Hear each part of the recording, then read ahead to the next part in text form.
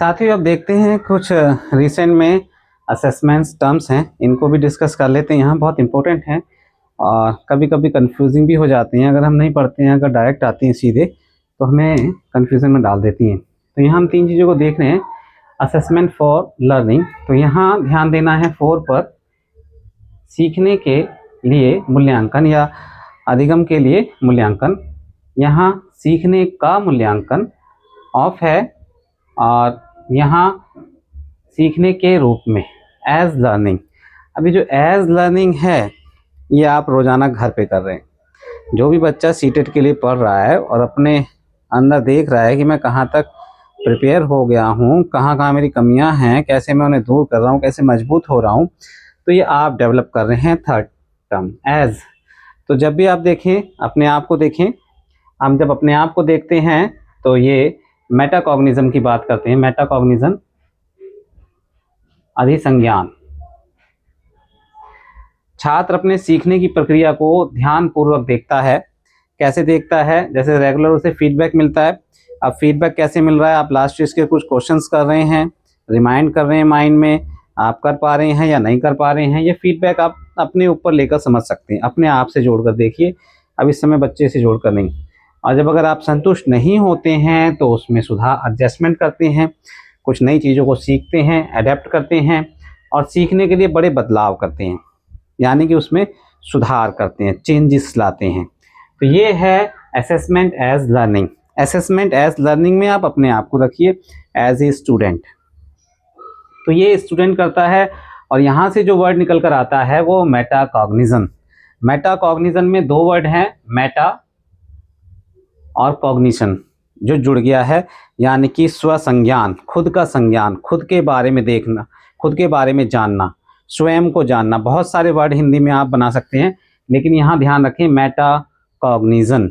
ये वर्ड बार बार आ रहा है आजकल परीक्षा में, तो इसे भी ध्यान रखें। मेटाकॉग्निजन से मतलब यहाँ यही है कि स्वयं को जानना।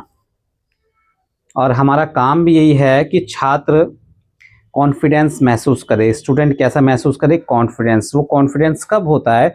जब वो अपने अंदर से फील करता है कि आई कैन डू, मैं कर सकता हूँ। खुद में विश्वास। और खुद में विश्वास कब आता है? लगातार फीडबैक मिल रहा है कि आप बेहतर कर रहे हैं, बेहतर कर रहे हैं, प्रदर्शन बेहतर है, और इस तरीके से कॉन्फिडेंस बढ़ता जाता है, तब मोटिवेट होते हैं। सेल्फ मोटिवेट, सेल्फ रेगुलेशन, इसके द्वारा आप मेटाकॉग्निज्म की स्थिति में आते हैं। अब बात करते हैं असेसमेंट फॉर लर्निंग, यानी कि सीखने के लिए अधिगम या अधिगम मूल्यांकन, अधिगम के लिए मूल्यांकन। तो यहाँ असेसमेंट फॉर लर्निंग है, खास बात फॉर है, कंफ्यूज नहीं होना है। सीखने के लिए तो क्या है? ये प्रोसेस अधिगम प्रक्रिया के दौरान चलता है। जब बच्चा स्कूल में एंटर कर रहा है, वहाँ से शुरू हो जा रहा है। अब देखिए, छोटे बच्चे हैं, जब हम स्कूल लेके जाते हैं उन बच्चों को, तो बच्चे एंटर करते हैं और स्कूल जाने से मना करते हैं। एक नए वातावरण में प्रवेश कर रहे होते हैं, उनमें डर होता है, भय होता है। टीचर उन्हें उनके उस भय और डर को समाप्त करने की प्रक्रिया अपनाते हैं और धीरे धीरे बच्चे का कॉन्फिडेंस डेवलप होता है, मोटिवेट करते हैं उसे, इंटरेक्शन बढ़ता है उसका विद्यालय में, बच्चों से घुलता मिलता है, टीचर से घुलता मिलता है, एक्टिविटी करता है, उसे अच्छा लगता है और इस तरीके से वो स्कूल आना शुरू कर देता है। वहाँ से शुरू हो जाता है। जब हम पाठ्यक्रम की शुरुआत करते हैं और इसे जो समेटिव एग्ज़ाम है वहाँ तक लेके जाते हैं, तो उसके बीच में जो भी प्रक्रिया चल रही है, इंस्ट्रक्शन देना, बच्चे को फीडबैक देना और खुद को भी फीडबैक लेना, ये प्रक्रिया निरंतर चल रही होती है। यही है असेसमेंट फॉर लर्निंग। और यह असेसमेंट फॉर लर्निंग और फॉर्मेटिव असेसमेंट सेम नहीं है, बल्कि ये फॉर्मेटिव असेसमेंट का पार्ट है, का हिस्सा है। अब ये किस पर आधारित होता है? पोर्टफोलियोज। पोर्टफोलियोज में बच्चे ने जो अचीवमेंट्स प्राप्त की हैं, जो उसकी स्ट्रेंथ है, उसको दर्शाया जाता है और ये छात्र आधारित होता है। हर छात्र का अलग हो गया। अब देखिए, लिखित रूप में होता है, पर्पसफुल होता है, इसका एक उद्देश्य होता है। बच्चे की स्ट्रेंथ को पहचानना, प्रगति को पहचानना, प्रोग्रेस को जानना, उसके लिए बहुत ज़रूरी है। लेकिन अक्सर होता ये है कि आप देखेंगे, आप अपने बारे में सोचें कि आपका पोर्टफोलियो बना है, लेकिन हाँ बनता है, टीचर के माइंड में भी एक पोर्टफोलियो बनता है। हर बच्चे का पोर्टफोलियो होता है। जब हम टीचर से कनेक्ट होते हैं और पठन पाठन क्रिया में शामिल होते हैं, तो टीचर के दिमाग में पोर्टफोलियो बन चुका होता है, लेकिन यहाँ सिस्टमेटिकली पोर्टफोलियो तैयार किया जाता है इन रिटर्न में। वर्क इन प्रोग्रेस के रूप में देखा जाता है, प्रोजेक्ट वर्क के माध्यम से पर आधारित होता है। फील्ड वर्क टीचर ऑब्जर्व करते हैं, एक्टिविटीज़ में भी देखा जाता है। और डिस्कशन जब होता है, मान लीजिए क्लासरूम में आप बच्चों से कुछ प्रश्न करते हैं, कुछ प्रश्न पढ़ाने से पहले करते हैं, जानते हैं कितना बच्चे रेडी हैं उस चीज़ को समझने के लिए। अगर रेडी नहीं भी हैं तो उनके आसपास से उन्हें जोड़ने का प्रयास करते हैं। अब जब बच्चा जुड़ता है तो डिस्कशन आगे बढ़ती है। फिर आप बहुत ही सिंपल वे में प्रेजेंटेशन देते हैं। प्रेजेंटेशन से बच्चा कितना ग्रहण कर रहा है या समझने का प्रयास कर रहा है, कितना एक्टिव है, वैसे तो फेस से ही पता चल जाता है। आँखें और कान जितनी एक्टिव बच्चे की होती हैं हमें पता चल जाता है बच्चा एक्टिव है। लेकिन जब हम उससे फिर प्रश्न पूछते हैं, कक्षा में कुछ प्रश्न पूछते हैं, बच्चे अपना हैंड रेस करते हैं और ज़्यादातर बच्चे करते हैं, फिर बताते हैं, जो हम उससे जान पाते हैं कि बच्चे तक वो लर्निंग आउटकम कितना सक्सेस हो पाया है। तो ये प्रक्रिया होती है, इसमें बच्चा एक्टिवली पार्टिसिपेशन करता है, ज्ञान का निर्माण करता है। बहुत इंपॉर्टेंट है, बार बार जब ये बातें मैं कह रहा हूँ, दोहरा रहा हूँ, प्याजे दिमाग में आ जाना चाहिए। वाइगोस्की आ जाना चाहिए, कॉहलबर्ग आ जाना चाहिए और हावर्ड गार्डनर आ जाना चाहिए। हर बच्चा विशेष है, हर बच्चे में वो क्षमता है, हर बच्चा एक खास अहमियत रखता है। तो ये सारी बातें हैं। इससे क्या होता है, टीचर अपनी स्ट्रेटजीज बनाते हैं, टीचर अपनी स्ट्रेटजीज बनाते हैं। मैं जैसे सोशल साइंस का टीचर हूँ और मुझे बच्चों को महासागरों के बारे में या फिर पर्वतीय क्षेत्रों के बारे में बताना है, तो मेरे पास ऐसा एक स्ट्रेटजी होनी चाहिए कि जिससे बच्चा उससे इंटरेक्टिव होके एक बेहतर समझ बना पाए। बेहतर बच्चा कब समझ बनाएगा, जब उसको महसूस करेगा।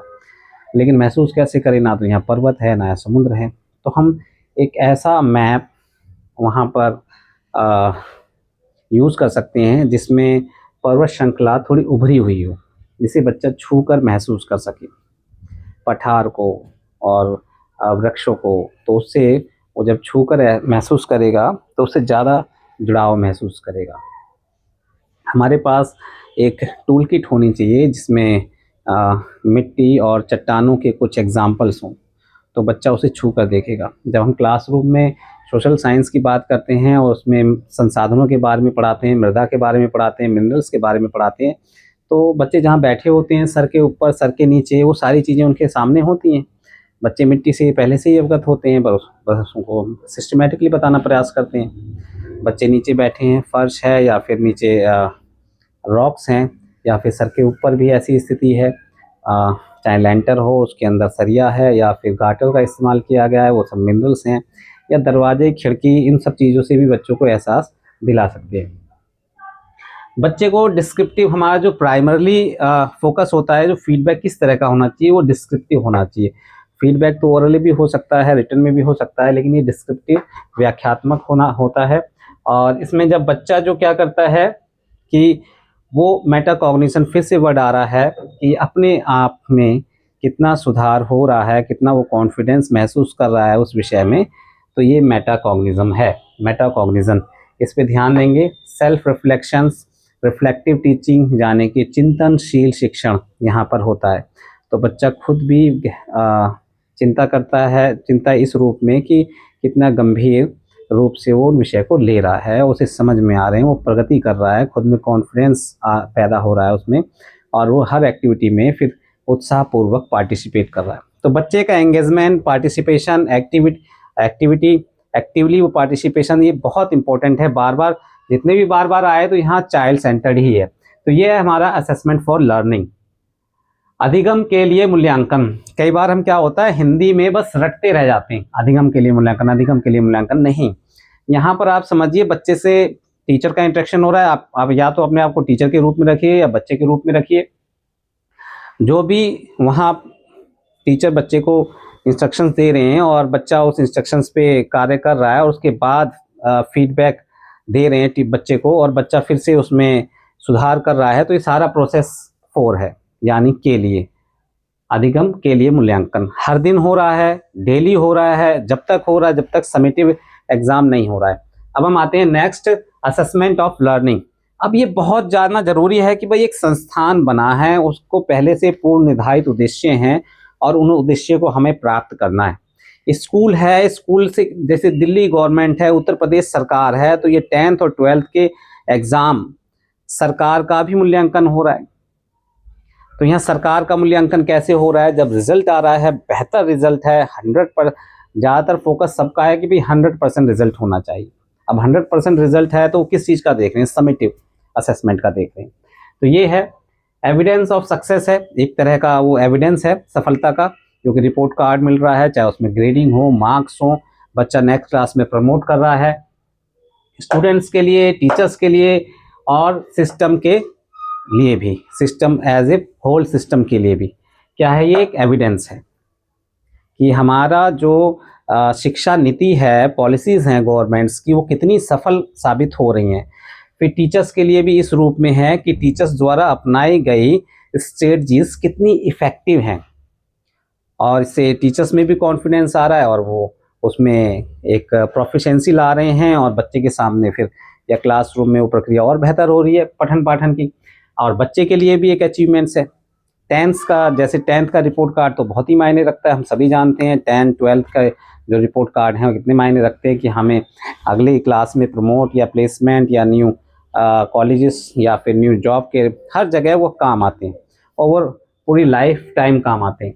तो ये एंड ऑफ यूनिट में होता है, ये ओरली भी हो सकता है, मौखिक रूप से भी हो सकता है, लेकिन छोटी क्लासेस में। रिटन टेस्ट है के रूप में हो सकता है। प्रैक्टिकल क्लासेस में हम देख सकते हैं डिमॉन्स्ट्रेशन ऑफ स्किल, कौशल का प्रदर्शन आजकल हम देखते हैं कि भाई बच्चे, एक एग्जीबिशन है, साइंस एग्जीबिशन है, या फिर रोबोट बना रहे हैं बच्चे, जो प्रोजेक्ट बना रहे हैं उसमें लंबे समय से लगे हुए हैं, वो अपनी स्किल दिखा रहे हैं वहाँ पर। छात्रों और माता पिता तक ये नंबर के माध्यम से, ग्रेडिंग लेटर्स के माध्यम से के आधार पर उनको इसका पता चलता है असेसमेंट ऑफ लर्निंग का। तो ये इंपॉर्टेंट तीनों पार्ट हैं। पहले मैंने शुरुआत में assessment as a learning, assessment for learning, assessment of learning. Assessment as learning हम अपने आप में ले सकते हैं, खुद को देखना। तो आप जो भी काम कर रहे हैं डेली, अभी सीटेट के एग्ज़ाम तक ये उसका चल रहा है, जब सीटेट का एग्ज़ाम कंप्लीट हो जाएगा, मार्क्स आ जाएंगे, तो असेसमेंट ऑफ लर्निंग हो जाएगा।